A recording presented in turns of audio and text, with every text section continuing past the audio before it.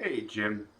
So, pertinent to our conversation yesterday regarding the idea of the nuclear ramjet, wherein you have a bunch of fissile material, right, that heats up the air that moves past it and thus expands, shooting out the back, but also sucking more air in, thus allowing for very efficient jet propulsion with no fuel other than the surrounding medium. Okay, uh, so one of the best ways I have found to visualize the strength and power of this device is using Kerbal Space Program. Um, Hang on just a second, I'm shrinking everything down so you can see it. And there we go. Okay, so I don't know if you're aware of the Kerbal Space Program video game, but it's a delightfully uh, cute uh, video game that allows you to create uh, various spacecraft that are in general quite accurate to American history. But I've added a plugin that adds designs and techniques that were never adopted but could well have been. Okay, so I'm, without further ado, let us start um, exploring the nuclear ramjet. We're going to go into the spaceplane hangar. Okay, I want to do a new. Don't say please.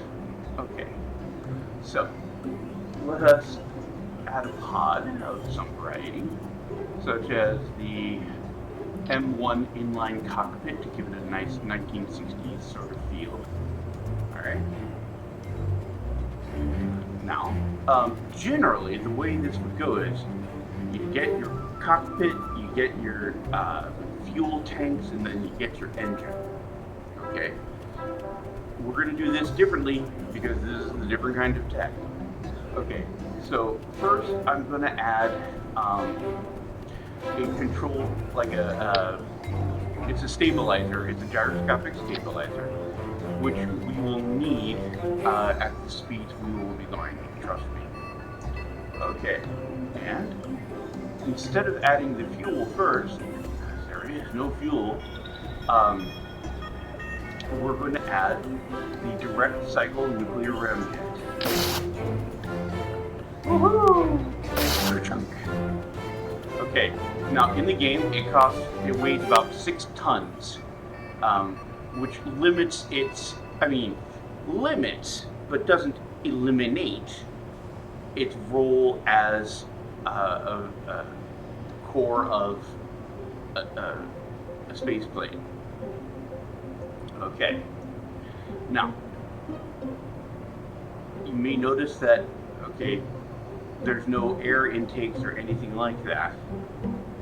And that's what we're going to deal with next, because we're going to need a lot of air intakes. So, what I would do here is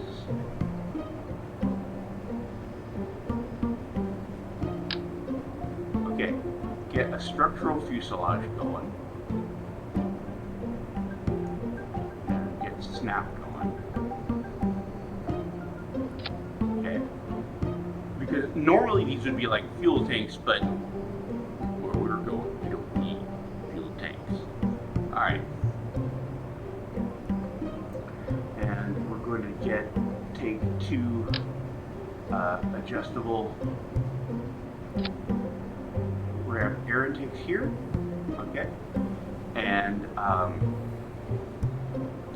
the other end, let's see, we'll add some nose cones. There. Okay. Now, this is all well and good, but this is not a space plane. This is an engine. This is a recipe for death and disaster because there's no airlift, right? So let's get a couple of like nice delta wings. Let's check these out.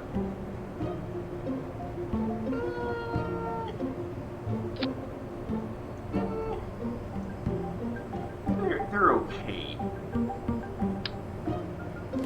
What we could do is add big old space shuttle style delta wings, which are cool in their own right, because they're so big you can actually store fuel in them if you wanted to. No, that's too much. Okay, back to the delta wing.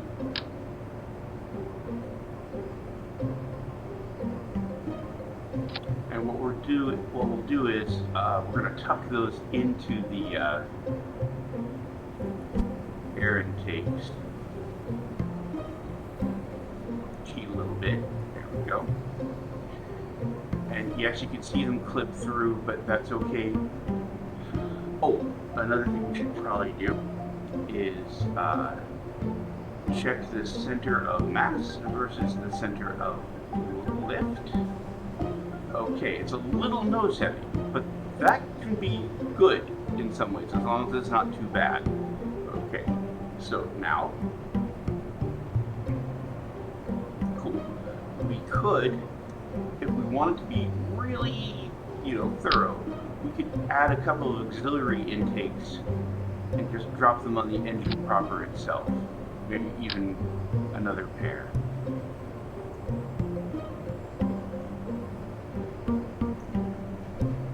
There we go. Cool. All right. So it still looks stubby. I have an idea. Okay, I'm gonna go to the utilities, and I'm gonna add a crew cabin.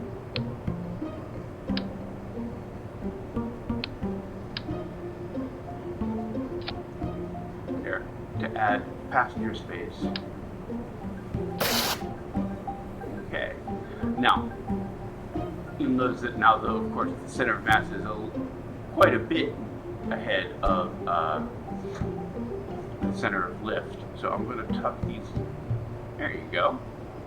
I'm going to tuck these up, and I'm also going to temporarily turn these off so that I can. I'm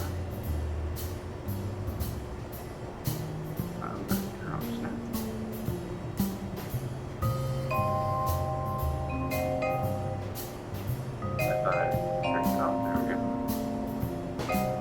Okay. Alright. Cool. Now. There we go. Now we need some ailerons, right?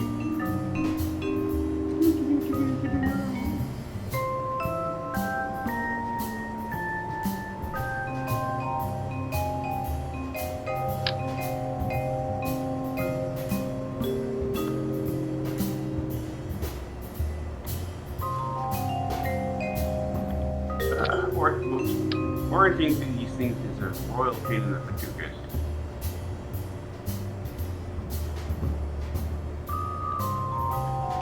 There we go.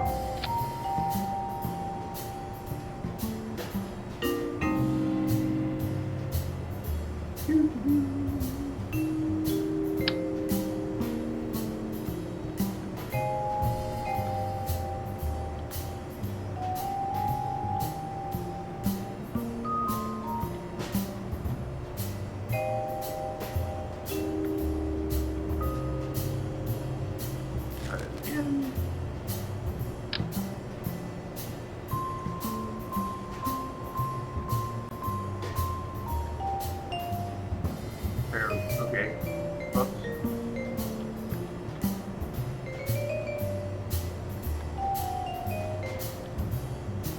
There we go. Okay, now we're just going to select and move, offset that. This is scoosh. We're going to offset that. Also just as good, just so that they line up a little bit better. Okay. And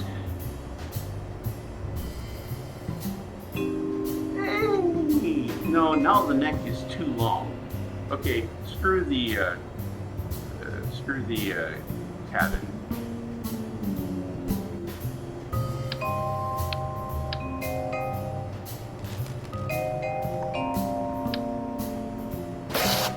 I use only the most rigorous aeronautical testing techniques here.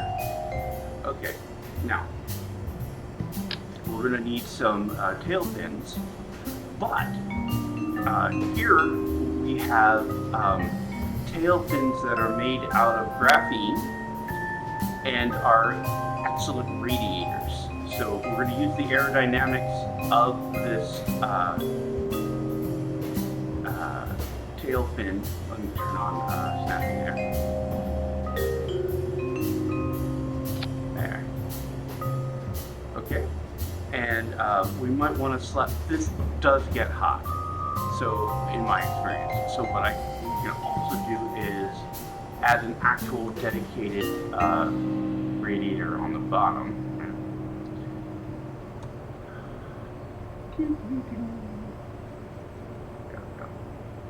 Fire equals radiator. Yes. Well, I think it's more like fire is what a radiator is what you use to avoid fire. Oh, let me turn off the mirroring.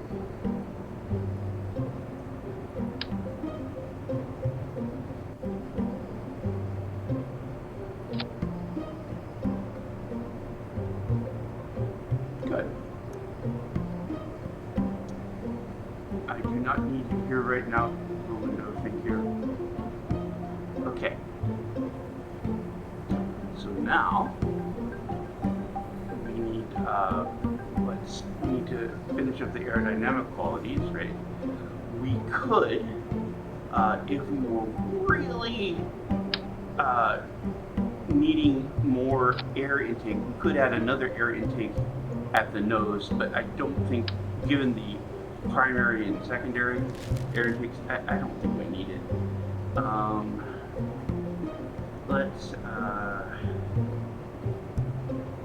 There's a really nice nose cone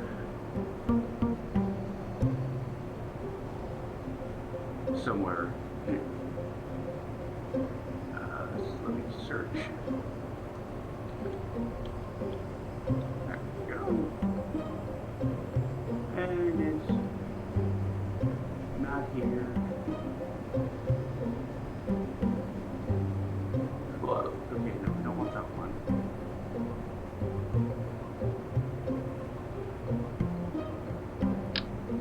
Fine. Elegant, no. Practical, yes. And now we need blending here.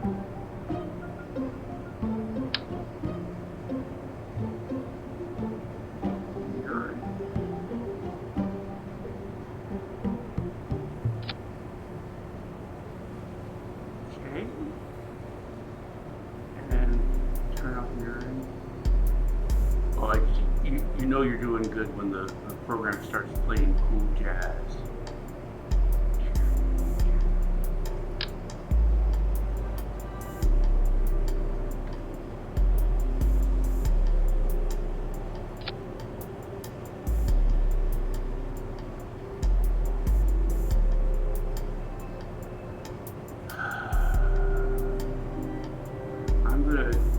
I'm gonna offset these to go down a little bit.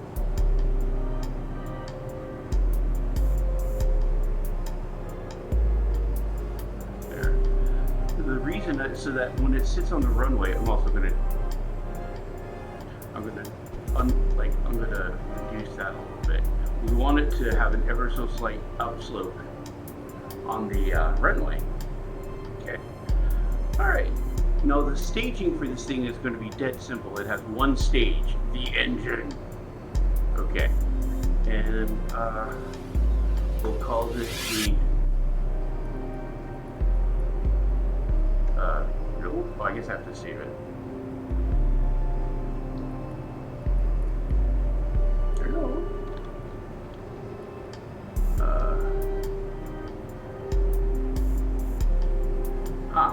Okay. Well, we'll launch it. See how it does.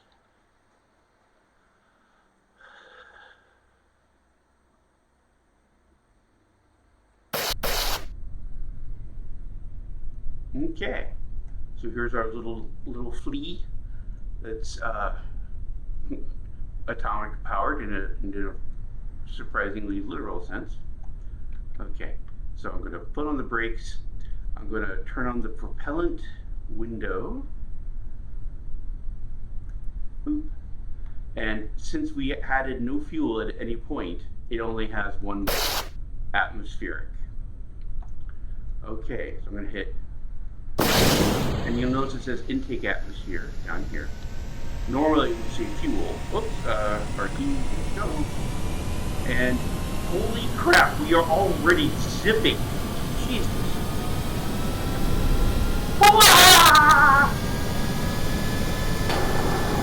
Okay, so now I'm retracting, landing gear. And I'm biting off a bit of my incline. We are already going faster than most non-military jets, and we are only speeding up. And we're still in this part of the atmosphere. Wait till we get a little bit higher, then stuff starts getting real. Okay, so there's the Kerbal Space program, or the launch pad down there, far behind us. We're at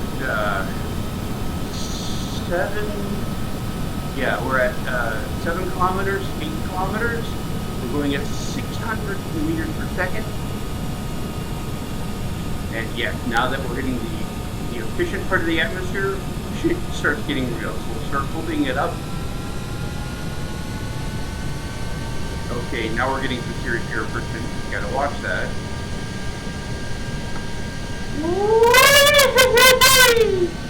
Getting speeds like this is so hard with any other kind of engine.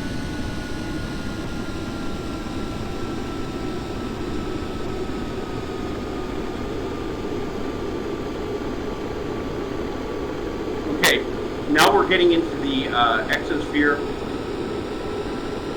and we are still speeding up. We're almost. Boom. Okay, now I've cut it off, and now we are just going to coast on our velocity in the atmosphere. Now, here's the orbital map. You will notice that we actually go suborbital. We will actually leave the atmosphere, okay, using nothing but the momentum we gain from sucking in the atmosphere and farting it out the back.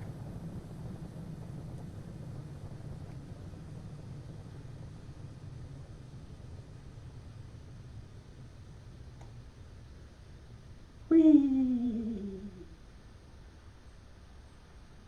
And we'll go prograde. There we go. I don't know if you can see this. I should have done this during the day. But okay, so there's a little engine, and oh yeah, whoops. That's a little bit of debris from my space station that had a little mishap. Nothing to do with this flight. We're fine, don't worry. Okay. We are almost completely out of Earth's atmosphere. Now, if I wanted to make a true space plane, rather than adding empty fuselages, I would add, jet fuel or something. Not that it needs to be burnt, but it's because I can dump it into the jet as reaction mass and have it, spew out the back, and thus we get thrust in space itself. Okay. We are beginning to go back into the atmosphere. Ah, crap.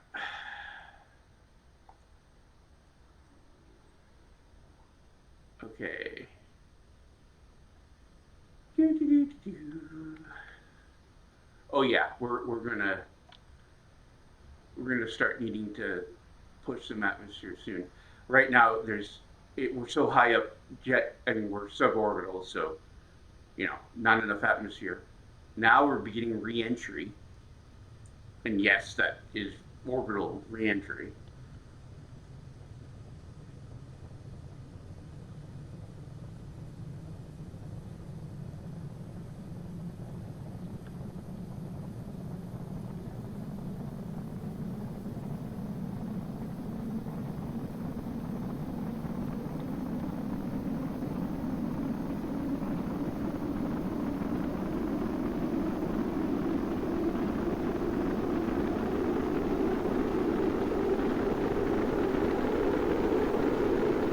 I look like you can see Jebediah the pilot, Kerbal doing his thing, and good. The atmosphere is actually slowing us down. Just trust me, what we want. I probably should have added aero brakes as well.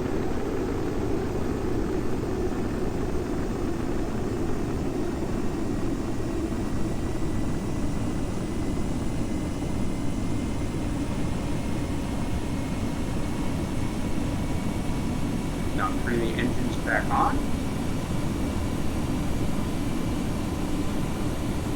but very slow. Actually, I'm going to turn it back up because I don't need the speed. I need to slow down. The idea is not to ablate the jet, obviously.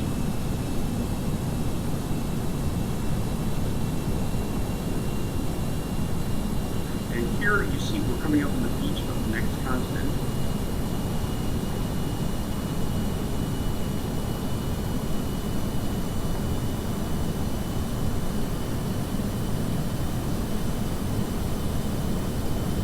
Okay, we're slowly getting to like sane human speed here. I'm going to tilt us up. We need to go back up into the useful part of the atmosphere, and it will slow us down a little bit. I'm actually going to turn on the engine again.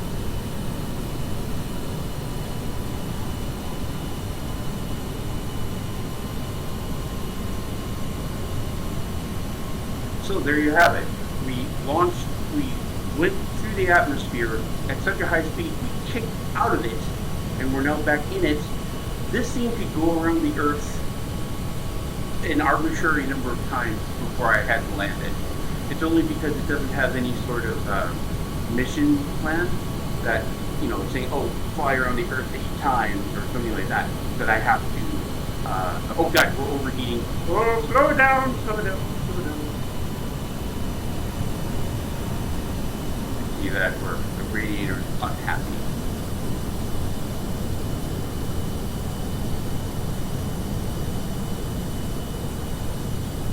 Okay, so before I accidentally screw everything up and blow this jet up, I just wanted to end the video and say, check this out. And if you want to see videos of like other even more trade tech, let me know.